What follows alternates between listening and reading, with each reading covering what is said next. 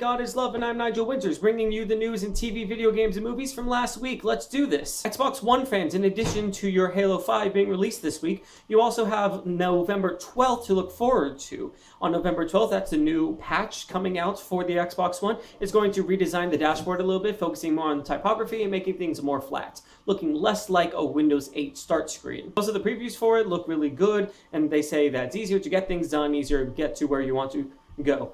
Also, additionally, on November 12th, including in this patch, is backwards compatibility for a handful of games from the 360. Microsoft is hoping that if the backwards compatibility goes well with these games, people really like it, enjoy it, there's not too many bugs, and it just works good enough, then they can expand the service out to the hundreds and hundreds of titles for the Xbox 360. I'm very happy for Xbox One owners who traded their 360 libraries and games to get an Xbox One. Now they can replay all those games that they have. They might just have to purchase them again, but Xbox 360 discs are pretty cheap. I currently have an Xbox 360 and non-Xbox One. I got a PS4, so best of both worlds. It's awesome. I mean, I guess no Halo.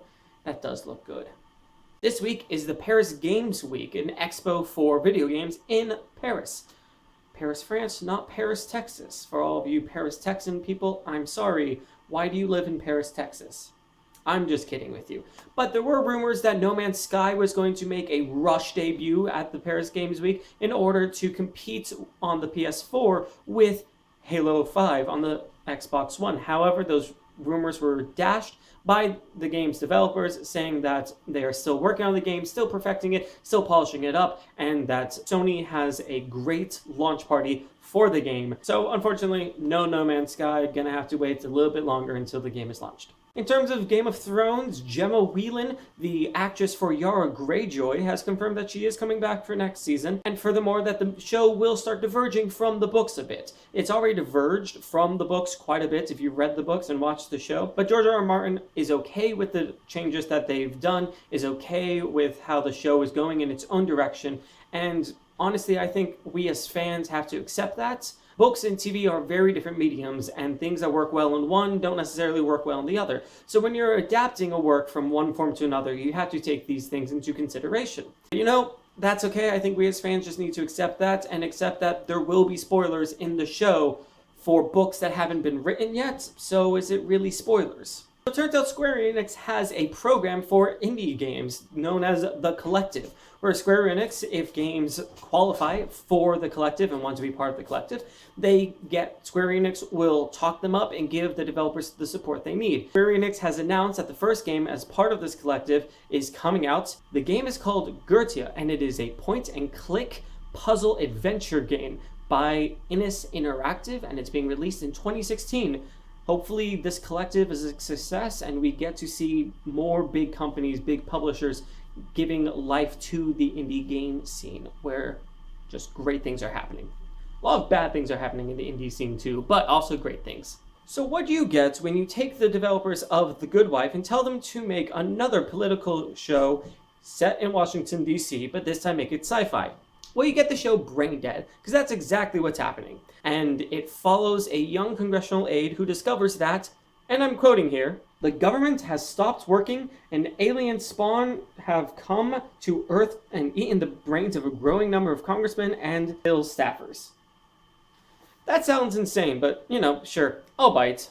Recently, from a company you haven't heard much from, Atari boss Chennai has officially apologized for the lack of quality, basically, in the last two Atari games.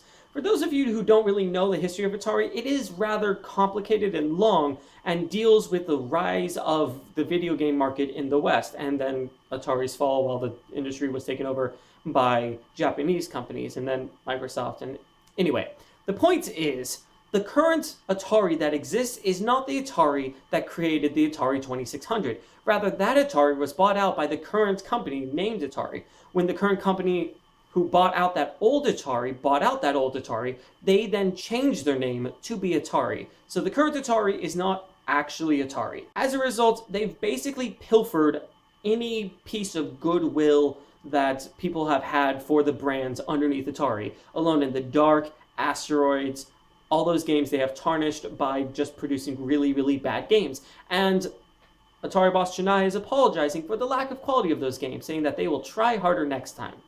except they've done a lot of damage to the reputation of Atari and Atari's brand, so they're going to have to work really, really hard to gain the trust of the gaming population.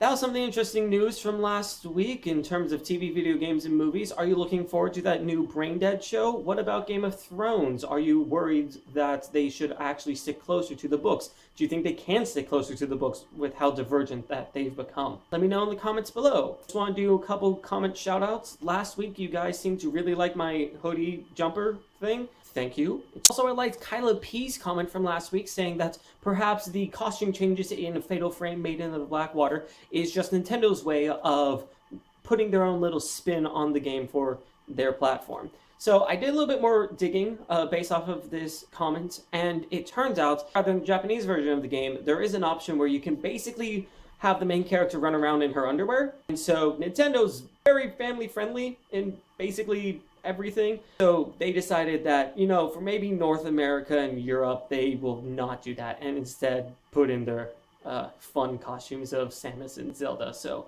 I support that decision. I think it's better. Anyway, Ajay Quad Ajus.